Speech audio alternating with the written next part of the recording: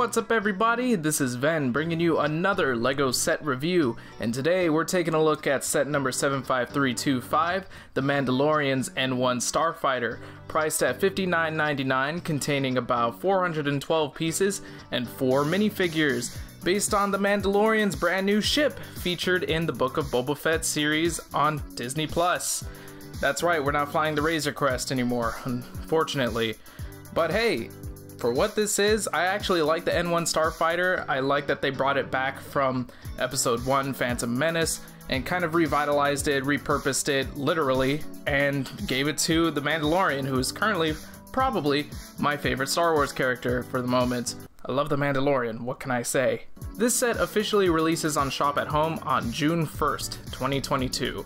And what we have here is an early first look, I suppose, thanks to LEGO. Once again, thank you so much for supporting us at the TTV channel by sending us this set for the free. That's always one of my favorite things, is getting free sets, especially if it's Star Wars. I was actually anticipating that we would get an N-1 Starfighter set because of the show.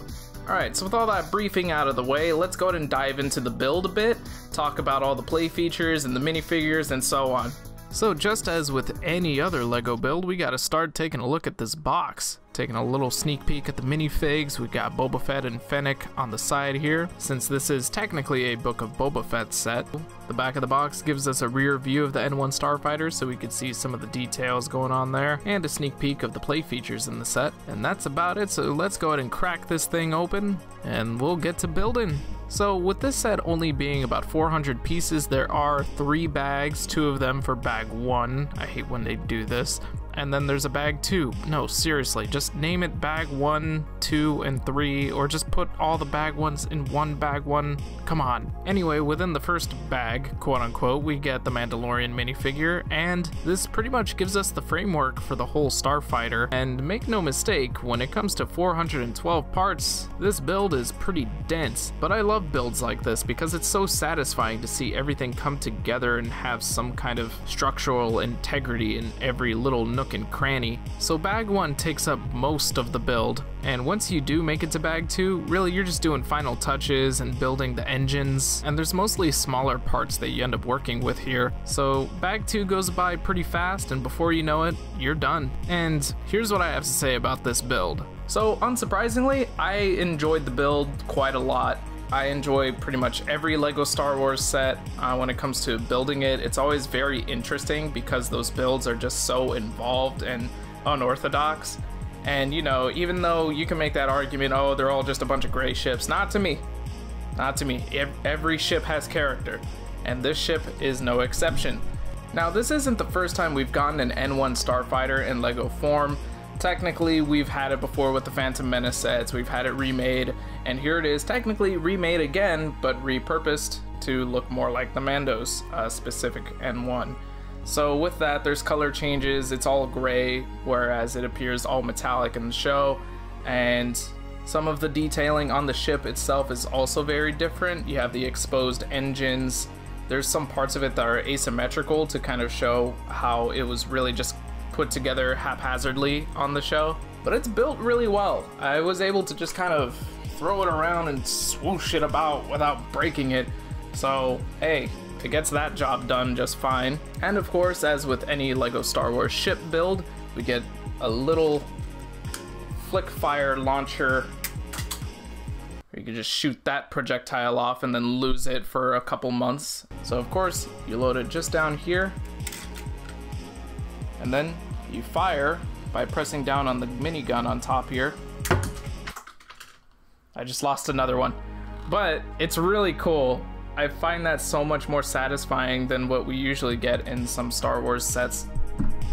By which I mean, you know, most of them use that same feature, but I don't know, I just really like how you can press on this part at the top. I think that's very different. That's pretty much it as far as functionality goes. I mean, of course you can open the cockpits, so you can put in I think everybody knows his name by now, right? Baby Yoda? Spoiler alert. You can put Grogu in his little cockpit here on top, and you can put Mando or Din Djarin right here in the main cockpit quite easily.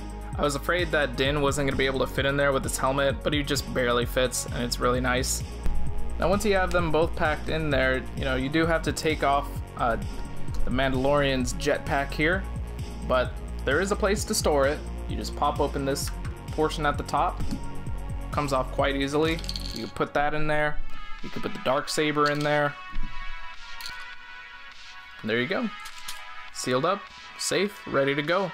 So now that we've gone over the build and the play features of this set, let's go ahead and talk about these minifigures. So in this set we get 4 Star Wars characters consisting of the Mandalorian with his new Darksaber and a jetpack, and unlike his previous LEGO appearances, he actually has a face, and that's pretty great. Love it. LEGO Pedro Pascal. Looks a lot better than I imagined. We also get Grogu for about the 3rd or 4th time, Peli Motto, who first appeared in the Mandalorian series, finally getting her own minifigure, and I love it. I think they absolutely nailed it. And on her right here we have the new BD droid figure, hilariously tiny, about the same size as Grogu really. Overall a pretty solid lineup. I think I would have liked one more minifigure, maybe like a Jawa. For those of you who've watched the show you might know why, but for just 4 of them I think this is a pretty solid cast of characters. They all look great. Really I only have one complaint, and I'm just not that big a fan of the Darksaber. I was hoping LEGO wouldn't just make it a black bar inside the typical lightsaber hilts, and that's exactly what they ended up doing. I think it would have been much cooler to get a new mold here, but I digress. And that's pretty much all we have for this set. For what it is, I think it's a fine set. I actually like it a lot more than I thought I would. Initially, just going off of the box, I wasn't too sure how to feel about this design for the N-1. I initially thought, well, that's not quite how I imagine LEGO to approach this set. I think there are some parts of it aesthetically where I think they could have done better, and I still kind of think that, but not as much. Before I was, I think, a little bit more harsh thinking about it.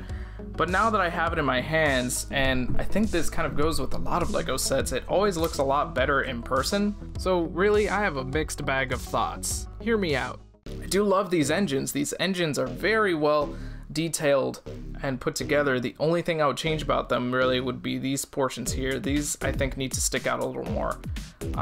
Proportionally, they do seem a bit shorter than the rest of the build than they should be, and I think that is partially because of the spike thingies on the back of the engines, and also because the body is just a bit too long. I think the body could be about 1 or 2 studs shorter in length. And while most of my criticism of this set is about the proportions, there are some details on it that I'm not too sure I like. Just as one example, I think that the 2 cannons up here could sit a little bit more flush with the rest of the build. It doesn't look as smooth as it could be, and I think there are some pretty good ways to go about that LEGO just didn't do.